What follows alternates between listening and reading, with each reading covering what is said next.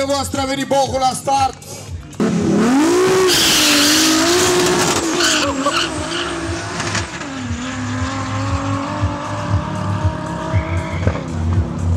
Unu 7 zic.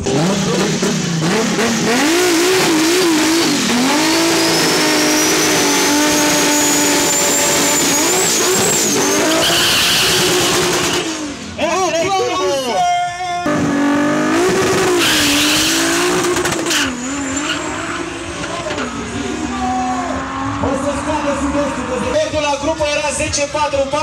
10-4 pe care îl deține Doi. Opelul în față la 200 de metri. Ai știu 10-45! Hai ca unul, mă! Dă-te cu capul de volaj! De recordul național.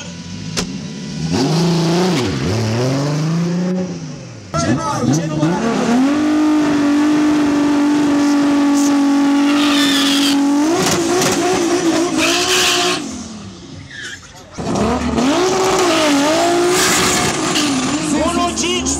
Pentru Bohu, 1-5-0, 60 feet. Asta înseamnă că o să bată recordul.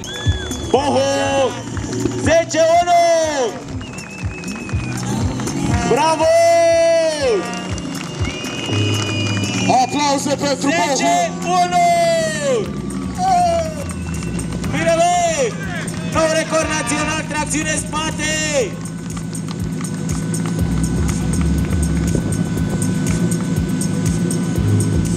Masa și dansul continuă diseară la pensiunea unde este încazat. Da.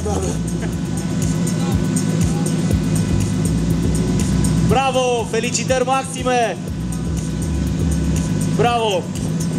Haideți să vedem și pe motoriști. 1-5-0 a avut 60 feet, cel mai bun 60 feet.